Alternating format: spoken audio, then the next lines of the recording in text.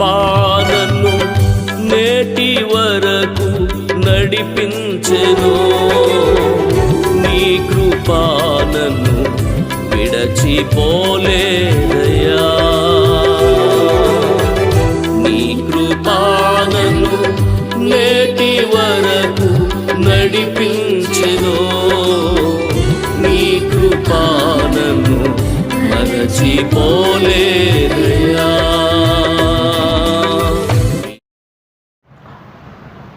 మహాగణుడు మన రక్షకుడైన మన ప్రభువైన యేసుక్రీస్తు నామములో మీ అందరికీ ప్రభు పేరట వందనాలు తెలియజేస్తూ ఉన్నాను.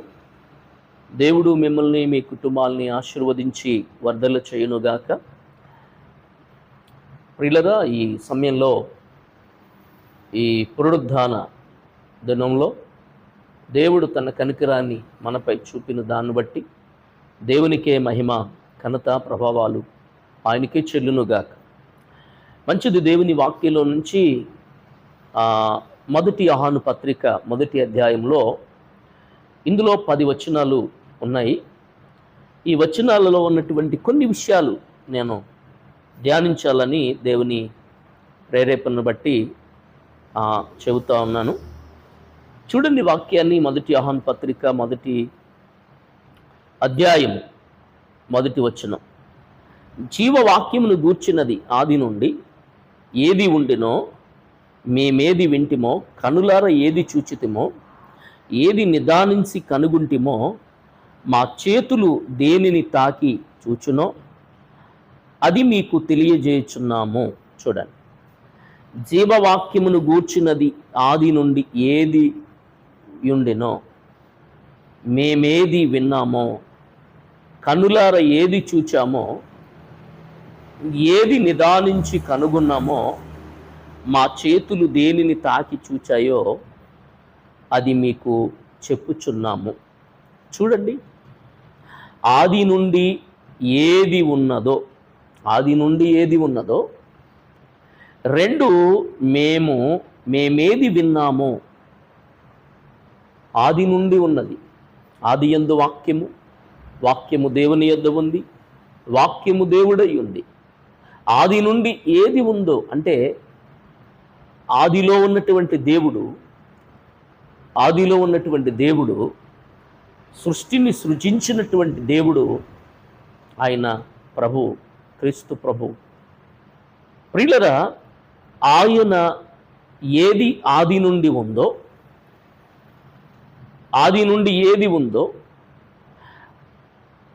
మేము ఏది విన్నామో అంటే దేన్ని గురించి మేము విన్నామో.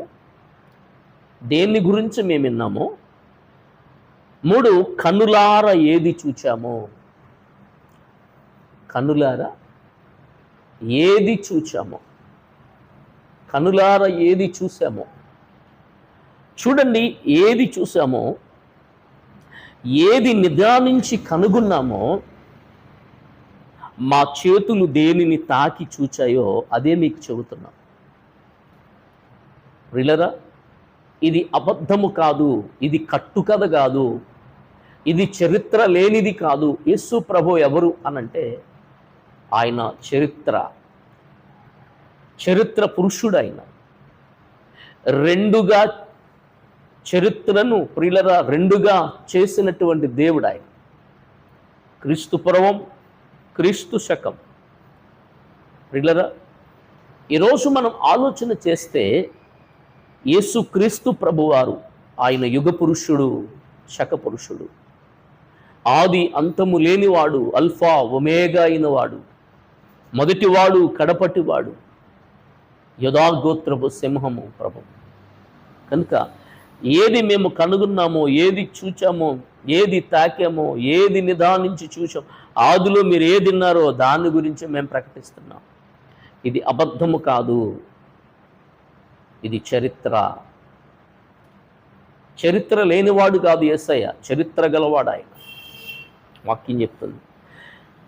మాట్లాడుతూ అంటాడు, ఆ జీవము ప్రత్యక్షమాయను, తండ్రి యొద్ద ఉండి మాకు ప్రత్యక్షమైన ఆ నిత్య జీవమును మేము చూచి ఆ జీవము గురించి సాక్ష్యమిచ్చుచు దానిని మీకు తెలియపరుచుచున్నాము.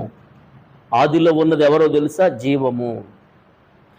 ఆ తండ్రి యొద్ద ఉండినటువంటి ఆ ప్రత్యక్షమైనటువంటి ఆ నిత్య జీవం. యేసయ్య అన్నారు, నేనే మార్గమును, నేనే సత్యమును, నేనే జీవమును, నా ద్వారా తప్ప ఎవడు తండ్రి దగ్గరికి రాడు అని చెప్పారు ఆయన. ఆయన నిత్య జీవం. ఇప్పుడు ఆ నిత్య జీవమును గురించి యోహాను ప్రకటిస్తున్నాడు. యోహాను చెబుతున్నాడు, ఆ నిత్య జీవమును మేము చూచి ఆ జీవమును గురించి సాక్ష్యం ఇచ్చుచు దానిని మీకు తెలియపరుస్తున్నాం. యేసు ప్రభువు ఎవరు? నేను లోకమునకు వెలుగై ఉన్నాను, చీకటిలో ఉన్నవాడు చీమపు వెలుగు కలిగి ఉండును అని యేసయ్య చెప్పారు. ఎవరైతే నన్ను వెంబడిస్తారో వారు చీకటిలో నడవక జీవపు వెలుగు కలిగి ఉండును. ఈరోజు నా చీకటి అనే పాపములో, చీకటి అనే మోసములో, చీకటి అనే భయంకరమైన పాపపు హిచ్చల చేత ఏడవబడి ఉన్న బ్రతుకులని ఆయన వెలుగుగా మార్చబోతున్నాడు. దేవునికి స్తోత్రాలు. ఆశ్చర్యకరంగా చేయబోతున్నాడు ఆయన. ఆయన నిత్య జీవము. చూడండి, వాక్యం అంటది, ప్రియులారా, మాతో కూడా మీకును సహవాసము కలుగునట్లు మేము చూచిన దానిని వినిన దానిని మీకును తెలియజేయుచున్నాము. మన సహవాసం అయితే తండ్రితో కూడాను ఆయన కుమారుడైన క్రీస్తుతో కూడాను ప్రియులారా ఉన్నది.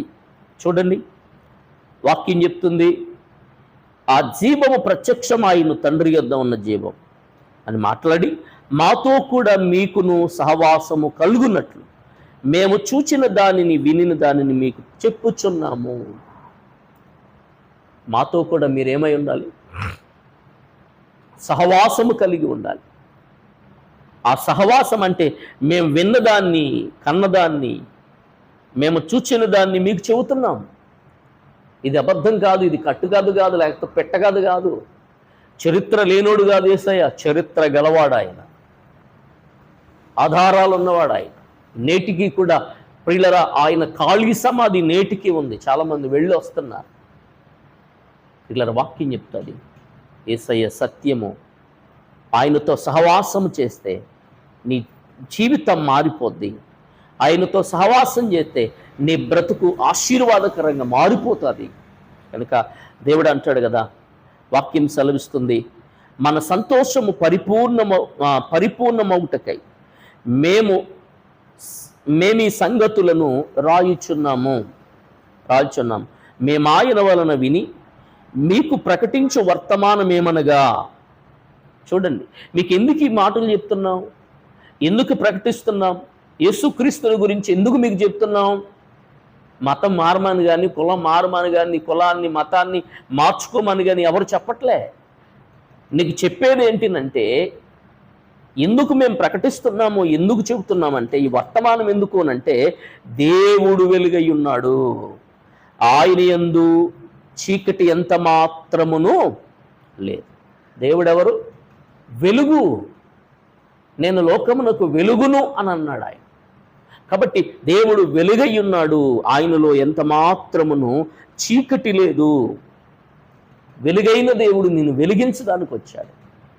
వెలుగై ఉన్న దేవుడు నీ బ్రతుకును వెలిగించడానికి, చీకటనే పాపములో తడుములాడుతున్నవేమో, నీ బ్రతుకును వెలిగించడానికి వచ్చిన వెలుగు ఆయన. కాబట్టి ఆ వెలుగును వెంబడిస్తే నువ్వు వెలుగుగా మారుతావు. చీకటి సంబంధులు చీకటినే ప్రేమిస్తారు, వెలుగు సంబంధులు వెలుగును ప్రేమిస్తారు. నువ్వు చీకటి సంబంధువా, వెలుగు సంబంధువా? ఆలోచించాడు. ఆయన వెలుగై ఉన్నాడు, వెలుగై ఉన్నాడు. ఆయనతో కూడా సహవాసము గలవారమని చెప్పుకుని చీకటిలో నడిచిన ఎడల మనమాయనను మనము చూడండి, చీకటిలో నడిచిన ఎడల మనం అబద్ధమాడుచు సత్యమును జరిగింపకుండుము. అంటే చీకటిలో పాపములో నడుస్తున్న వ్యక్తి మేము కూడా ఆయనతో సహవాసము గలవారు అని చెప్పుకుంటే, నీవు చీకటిలో నడిచిన ఎడల, క్రీస్తును కలిగి నడుస్తున్నాను, ఆయన యందు విశ్వాసం కలిగి జీవిస్తున్నాను, నేను భక్తిపరుడే, నేను విశ్వాసనే, నేను కూడా అనుకుంటూ ఆయనతో నడుస్తున్నానని చెప్పుకున్న నీవు చీకట్లో ఉంటే గనుక, చీకట్లో నడిస్తే గనుక మనము అబద్ధమాడుచున్నాము, సత్యము మనము కలిగి ఉండము. చూడండి, అబద్ధమాడుచు సత్యమును జరిగింపకుందుము. కాబట్టి దేవుడు అంటాడు, అయితే ఆయన వెలుగులో నున్న ప్రకారము మనమును వెలుగులో నడిచిన ఎడల మనము అన్యోన్య సహవాసము గలవారమై ఉందుము. అప్పుడు ఆయన కుమారుడైన యేసు రక్తము ప్రతి పాపము నుండి మనలను పవిత్రులుగా చేయును. ఆమేన్. కాబట్టి దేవుడు అంటాడు, ఆయనతో కూడా సహవాసము గలవారమని చెప్పుకున్న మనం చీకట్లో నడవకూడదు. అయితే వెలుగులో ఉన్న ప్రకారము మనము వెలుగులో నడిస్తే మనము అన్యోన్య సహవాసము గలవారు మనం ఆయనందున, అప్పుడు ఆయన కుమారుడైన యేసు రక్తము ప్రతి పాపము నుండి మనలను పవిత్రపరుచును. కాబట్టి దేవుడు అంటున్నాడు, మనము పాపము లేని వారమని చెప్పుకునిన ఎడల మనలను మనమే మోసపుచ్చుకుందుము, మరియు మనలో సత్యం ఉండదు. నేను పరిశుద్ధుడిని, నేను నీతిమంతుడిని, నేను అది అని చెప్పుకుంటున్నావు. నీలో అలా ఉంటే గనుక నువ్వెవరివి అంటే పాపివి. నాలో పాపము లేదు అని చెప్పేవాడు పాపి. కాబట్టి మనం మోసపుచ్చుకుంటున్నాము. మన పాపములను మనం ఒప్పుకుని ఎడల ఆయన నమ్మదగిన వాడును నీతిమంతుడును గనుక ఆయన మన పాపములను క్షమించి సమస్త దుర్నీతి నుండి మనలను పవిత్రులుగా చేయును. మనము పాపము చెయ్యలేదని చెప్పుకుని ఎడల ఆయనను అబద్ధికునుగా చేయువారు మగుదుము, మరియు ఆయన వాక్యము మనలో ఉండదు. చూడండి, మన పాపములను మనం ఒప్పుకోవాలి. ఆయన నమ్మదగిన వాడు, నీతిమంతుడు గనుక ఆయన మన పాపములను క్షమించి సమస్త దుర్నీతి నుండి మనలను పవిత్రులుగా చేస్తాడు. ఒప్పుకోవాలి దేవుడు నీ జీవితంలో చేసిన ఏ తప్పైనా. అందుకే వాక్యం అంటది, మన పాపము చేయలేదని చెప్పుకుని ఎడల ఆయన అబద్ధికునిగా మనం చేస్తున్నాం. ఆయన వాక్యం మనలో ఉంది. కాబట్టి క్రీస్తును కలిగిన నీవు, ఇదిగో యోహాను అంటాడు, మేమేది విన్నాం, ఏది చూసాం, ఏది తాగి అదే చెబుతున్నాం. కాబట్టి ఆయనలో మనం బ్రతుకుదాం, పాపాలు ఒప్పుకుందాం, పరిశుద్ధపరచబడదాం, క్రీస్తు రక్తము చేత కడగబడదాం. అట్టి కృప దేవుడు మీకు అనుగ్రహించునుగాక. ఆమేన్. ప్రార్థన చేసుకుందాం. మహిమ కలిగిన తండ్రి, కృపగల దేవా, వందనాలు. వాక్యమైన ప్రతి బిడ్డను దీవించి ఆశీర్వదించి వర్ధల చేయమని, మహిమ పొందమని యేసు నామములో ప్రార్థిస్తున్నాం తండ్రి. ఆమేన్. ఆమేన్. Praise the lord.